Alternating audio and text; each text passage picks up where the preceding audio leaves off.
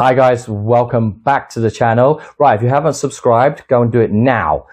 Today we're going to talk about two things. Number one, I want to go over what Mr. Stevie has updated on his Instagram and his website regarding the upcoming New Hope box set for the retro collection. Because I'm a Kenner collector and recently I just started to buy up a whole ton more of the old vintage, to go with my collection. I'm starting to get really sucked into retro as well now. Stevie, what have you done to my bank balance? So I'm really looking forward to the next box set. And so we'll go through that first. And secondly, we'll have a look at the chess game, what they play on the Millennium Falcon.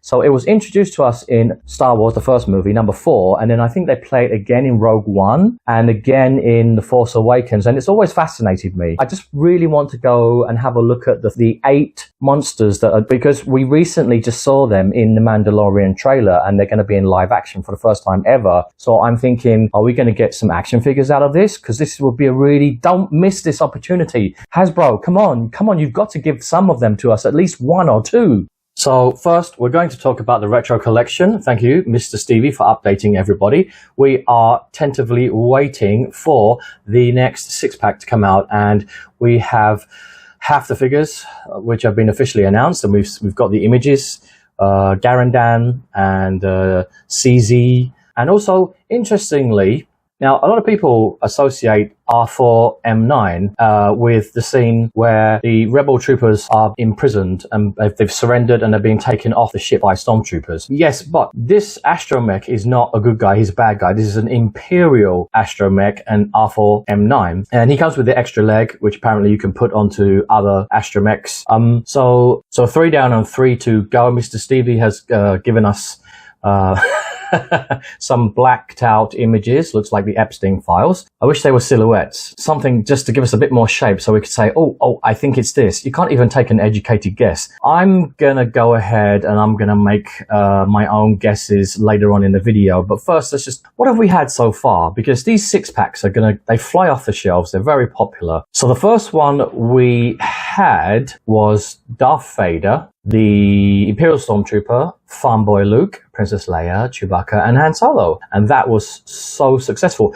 And even now, it is very, very difficult to get hold of a box set, that very first one, and they go for a lot of money. The second A New Hope box set came out, C-3PO, R2-D2, old Ben Kenobi, and the Death Squad Commander. So props to Hasbro, because back in the day, Kenner had to change that name because it was too frightening for the mummies and daddies. Death Squad, Jawa, and the Tusken Raider, and recently, we got a brand new set, which was Walrus Man. And so that's Ponda Baba, and he always has to come with his partner in crime, Dr. Evazan. We got, this is an interesting choice because the last 17, Han Solo in disguise wearing a Stormtrooper outfit with a removable helmet. That was an odd choice because that's actually from the last 17. We also got Luke in ceremonial garb, the Fleet Trooper, Rebel Fleet Trooper, and a lovely Stormtrooper from the deserts of Tatooine with the orange pauldron, and that's, a lot of people are just saying that's their favorite one. So the next box will be box number 4. And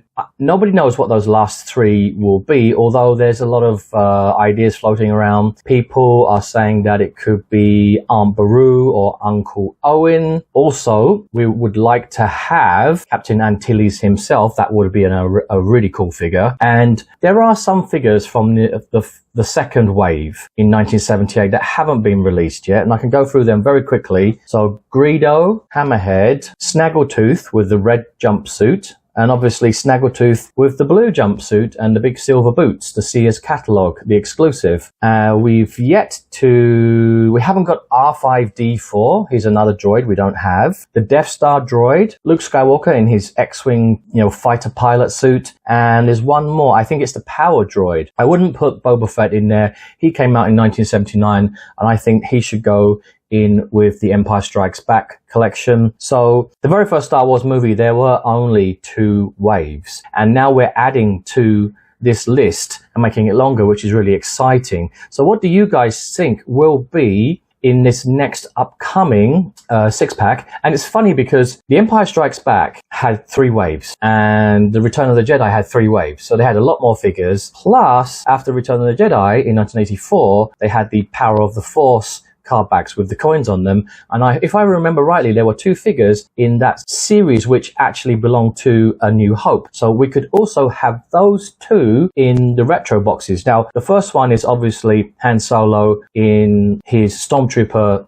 disguise with the removable helmet. So okay, why not we can have Luke. I would imagine Hasbro are also going to give us Luke too. And the other one I remember was the Death Star Gunner, so hopefully Hasbro will give us him too. My question for you guys, the fans, the viewers, the collectors, are there enough background characters to really pad out? Like, how many more of these 6-packs could Hasbro produce? This is the second thing I wanted to talk about in my video today, the chess set on board the Millennium Falcon, because that, when I saw it as a kid, I was 5, I was really excited because they're all monsters and I thought we would get them as toys, but we never did. And I always wanted to know, is that really a game, and do they have real rules, or is this just something that's made up? And actually it is a real game. It's called Dejarik. So it's a hologram table comprised of black and white checkerboard patterns, a bit like it just looks like a chessboard, but instead of being square, it's circular and it has these orbits. They have hollow monsters and they jump around and they just basically kill each other, and it's kind of like a last man standing game. There's only 8 monsters. So I was thinking, wow, so if there's only 8 monsters, then perhaps Hasbro might think about releasing them. You could do them in any scale. You could be TVC, you could be 6 inch. 6 inches will be absolutely amazing, because these guys are not as big as, say, like a Rancor, fully mature Rancor beast. They're a lot smaller. I mean, you can see that in the Mandalorian, the trailer. These beasts are big, but they're not kind of as big as, say, a Rancor.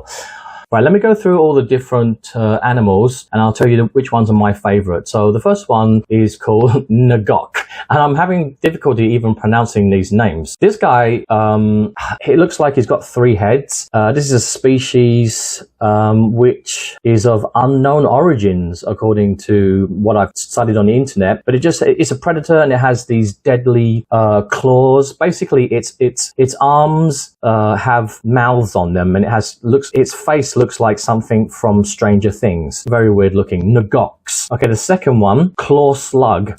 This was a species that was on the holographic table. It's looks like a worm. It has these horrible suction cup like mouths and horrible sharp teeth, and it's said that they come from swamps, from planets in the outer territories. This will probably be one on my list.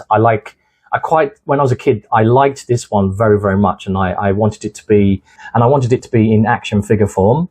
The next one is called Hujix, who's kind of, I know it just looks a little bit boring to me. This species, they're cephalopods, so they got 4 legs, and apparently they're capable of sending electric jolts through their prey, and rumor has it that they were used as pets on the home world of Kinyan. Let's go on to the next one. Grimtash the Molitor. He's apparently from the planet Alderaan, and it's a myth. It's a mythical creature, according to legend. Grimtash protected the royal family of Alderaan from traitors by blinding them with flashes of light. Okay. I quite like the way this one looks. It looks really scary. I think some of them look a little bit too similar, though. The next one is so hard to pronounce. GHHK. Gurk.